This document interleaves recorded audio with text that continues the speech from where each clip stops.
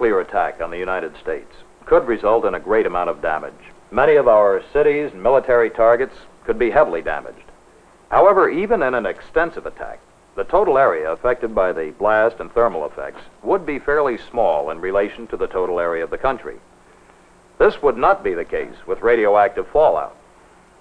The area affected by fallout would be many times larger than the area affected by the explosions. Radioactive fallout from enemy weapons could threaten life anywhere in the country. Radioactive fallout, then, could be a serious threat to almost everyone in the United States. Fortunately, protection against this threat can be achieved at comparatively little cost per person by intelligent community planning. To aid communities in planning and organizing protection against fallout, the Office of Civil Defense has set up a nationwide shelter program. The object of this program is to survey, mark, and provision existing public shelter spaces and develop enough additional shelters to protect the entire population against radioactive fallout in case of attack. Before attempting to select or identify shelters, however, we must first understand what constitutes adequate protection against fallout. Fallout from a nuclear cloud can be expected to settle on rooftops, lawns, fields, streets, trees, sidewalks, on any surface, in fact, where dust might collect. Of course, radioactive materials generally cannot be seen with the naked eye. Fallout is illustrated in this graphic to show it descending. From this fallout will come different kinds of radiation, the most dangerous of which is gamma rays. Gamma rays, like X-rays, are quite penetrating. They're also quite destructive to human tissue and may produce severe illness or death to anyone not properly shielded from them.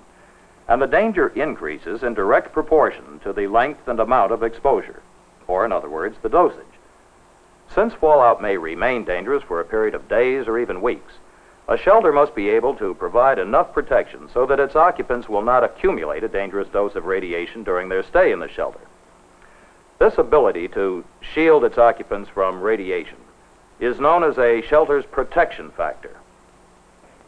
A shelter having a protection factor of 100, for instance, means simply that a person inside the shelter will receive only 1/100th as much radiation as a person outside with no protection at all.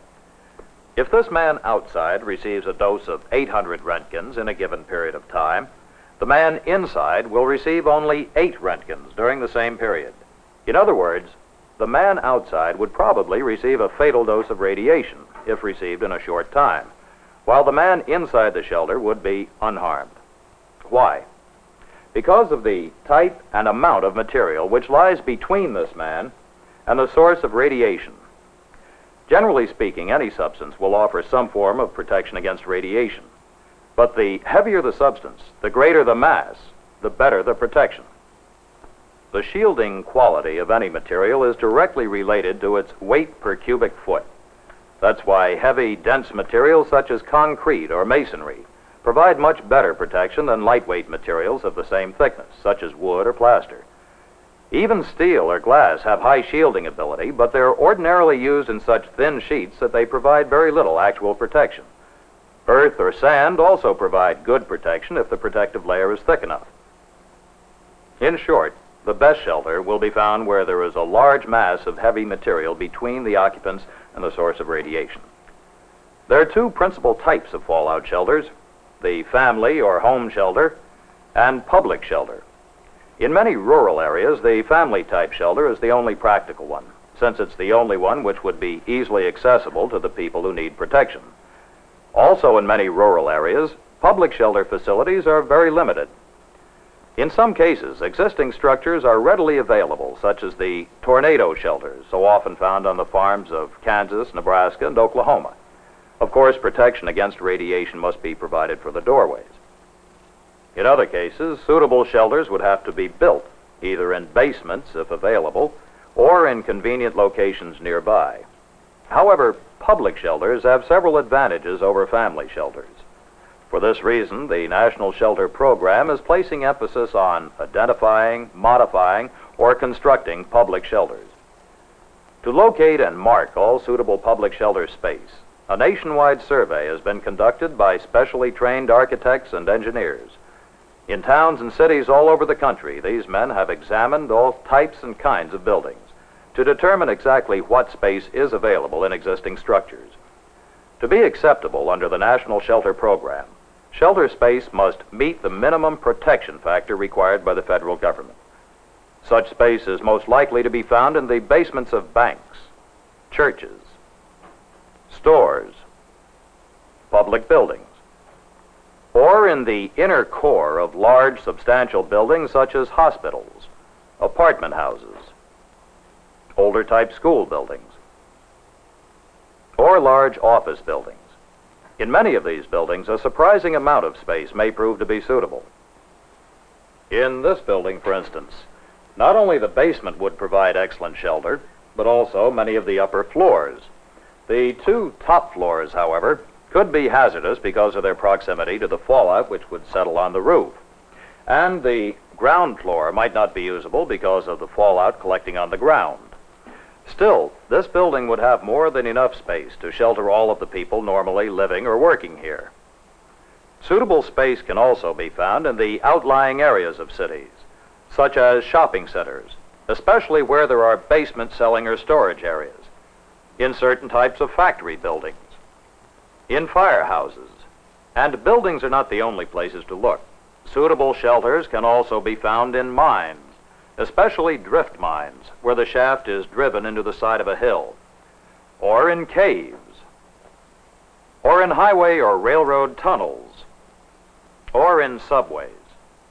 However, in some rural areas, shelters can also be found in wine cellars, such as those found in California or western New York State, or in large potato cellars, such as those in southern Idaho. Of course, adequate protection against fallout must be provided for the entryway.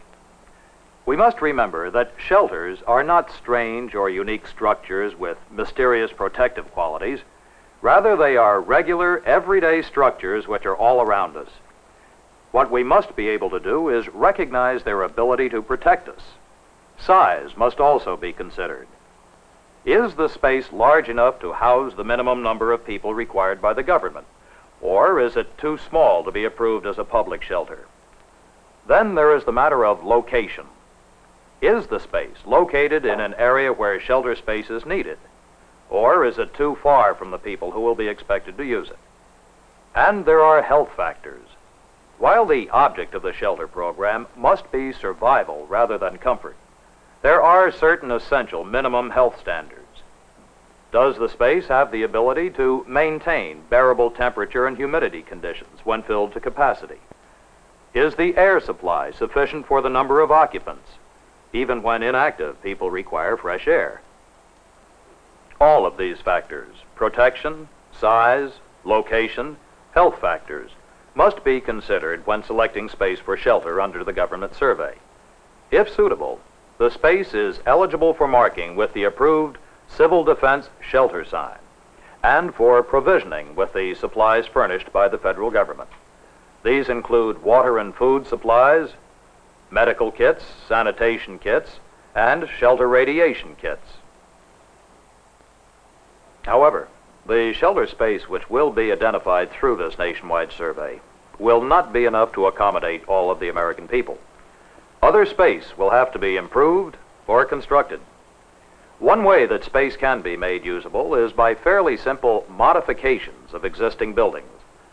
Certain types of buildings, of course, lend themselves to modification more readily than others. A solidly constructed building, such as this, for instance, may have a good, large basement which needs only to have certain unnecessary windows bricked up to make it an excellent shelter space. Or this well-built hospital may very well have a basement which would provide ample shelter space. Or if a baffle wall were constructed in front of an outside doorway or opening to serve as a shield or barrier against radiation, the space within could serve as a shelter. Also, additional shelter space can often be provided by expanding the capacity of existing shelters. In some cases, it may be possible to double the capacity of a shelter simply by installing a fan to provide a greater flow of air. In other cases, it may be possible to brick up unnecessary doors leading into rooms and thereby increase the amount of protected and usable space in the hall. Some buildings, on the other hand, do not lend themselves to modification which will produce suitable shelter space. These include modern one-story school buildings, which have large glass areas and no basements, modern one-story factory buildings, and the average motel. In all such buildings, it would be difficult and costly to provide adequate protection against fallout collecting on the roof and ground. In any case, we must remember that protection is a relative thing, and even substandard space, which does not fully meet the government requirements regarding size, ventilation, or protection factor, may still be useful in an emergency and should not be forgotten. Whatever the difficulties, the goal of each community should be the same: to provide adequate protection against fallout for every man, woman, and child. Until this goal is met, no community can be said to have an adequate shelter program. Remember, fallout is a real and serious threat as long as there is a threat of a nuclear war. But fallout is one threat which we can do something about. By cooperating wholeheartedly with the National Shelter Program, by helping to improve or increase the shelter space in our towns and cities, we can help to ensure not only our own survival, but the survival of our families, our communities, and our nation.